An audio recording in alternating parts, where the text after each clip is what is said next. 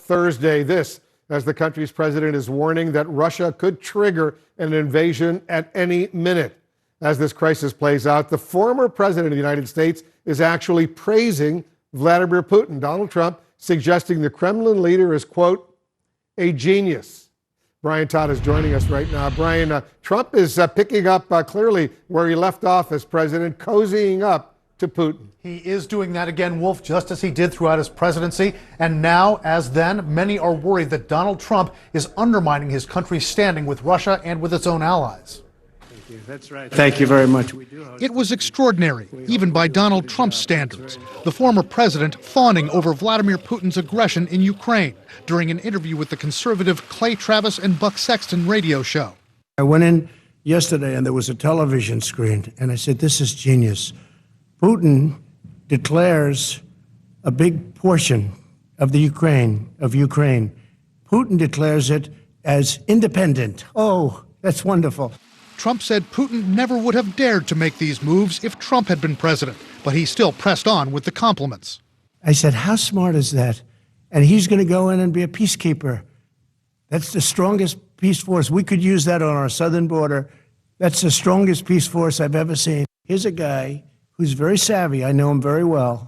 But the Kremlin's also receiving praise from other Republicans, like Fox News host Tucker Carlson, who wondered aloud why the former KGB colonel is disliked by Americans.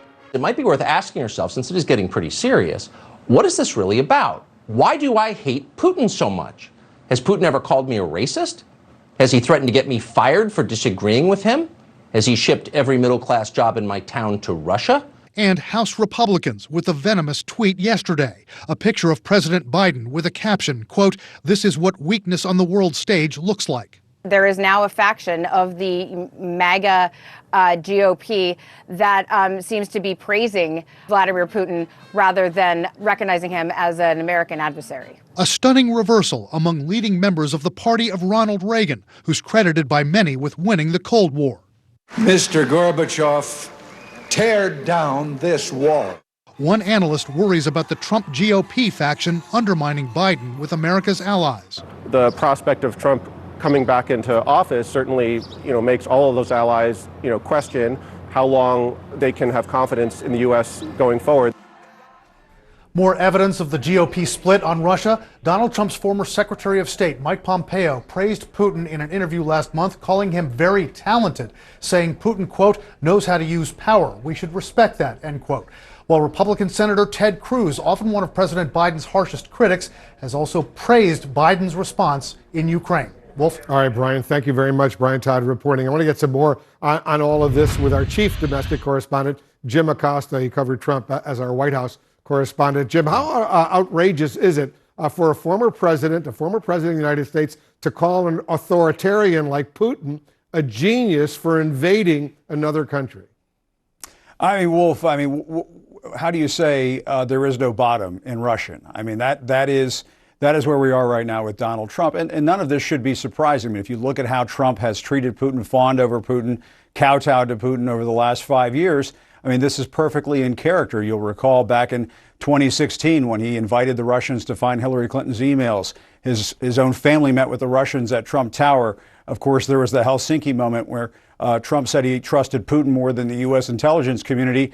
At one point, Donald Trump held up military hardware to Ukraine in an attempt to shake down the Ukrainians for dirt on Joe Biden. That was how he got impeached the first time around. And so this is completely in character. I asked a Trump advisor about what Trump has been saying about Putin over the last couple of days earlier today. And this Trump advisor said, well, it was sloppy the way that Donald Trump went about doing this.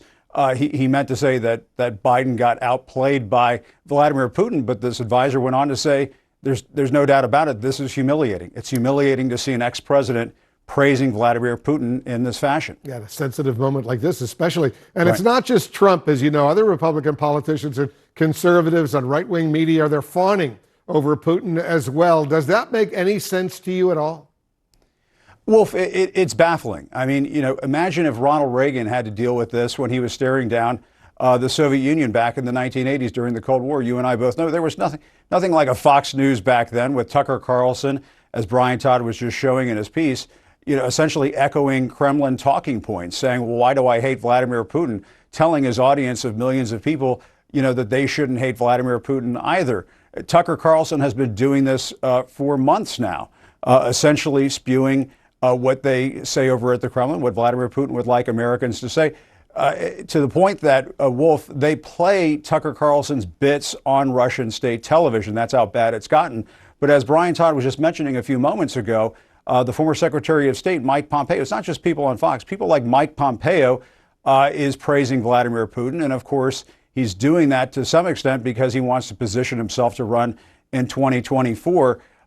This has exposed a rift, a split inside the Republican Party. You do have some Republicans like Ted Cruz praising Joe Biden for how he's been doling out sanctions at Vladimir Putin and the Russians and the Nord Stream 2 pipeline and so on.